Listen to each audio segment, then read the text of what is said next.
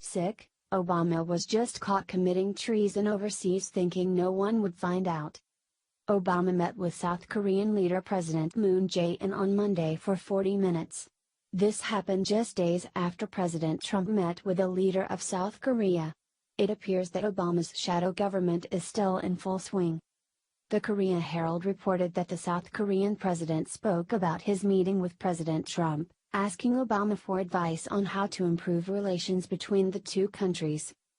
President Moon Jae-in renewed his resolve to pursue sanctions and dialogue to tackle North Korea's nuclear program during a meeting with former U.S. President Barack Obama on Monday, saying now is the last chance for the regime to return to the negotiating table. During the 40-minute talk, Moon shared the results of his recent summit with his incumbent U.S. counterpart Donald Trump, asking for Obama's advice on ways to advance the relationship. This just looks bad for our entire country when a former president undermines our current president by speaking behind closed doors about sensitive information that could ultimately lead to our strengths and weaknesses being exposed. That sounds a little traitorous, wouldn't you agree? Obama needs to back off and remember that he is no longer the President of the United States and has no business discussing such sensitive information. What he is doing is dangerous and must be stopped immediately.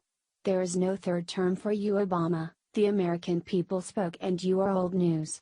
We are headed in a new direction, one that puts Americans first. Our good friend Steve Straub at Federalist Papers points out that this could be construed as a violation of the Logan Act as defined by Cornell Law School. Any citizen of the United States, wherever he may be, who, without authority of the United States, directly or indirectly commences or carries on any correspondence or intercourse with any foreign government or any officer or agent thereof, with intent to influence the measures or conduct of any foreign government or of any officer or agent thereof, in relation to any disputes or controversies with the United States, or to defeat the measures of the United States, shall be fined under this title or imprisoned not more than 3 years, or both.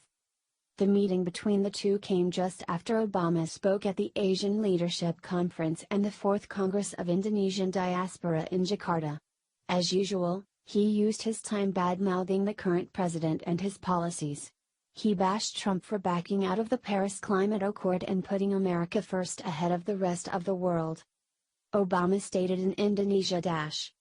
In Paris, we came together around the most ambitious agreement in history about climate change, an agreement that even with the temporary absence of American leadership can still give our children a fighting chance. Obama spent years praising Bush Jr. for stepping aside after his presidency but appears to have double standards for himself, stating he is still a citizen and that carries with it duties and obligations. In other words, he is going nowhere. Thanks to his behavior, President Trump and Obama's relationship is quite strained thanks to his big mouth. No wonder Trump is so vocal all the time. He not only has to deal with a biased media, but he also has to contend with a defiant and traitorous ex-president who doesn't seem to know his place.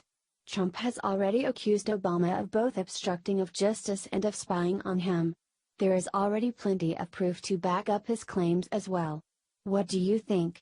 Sound off in the comments below //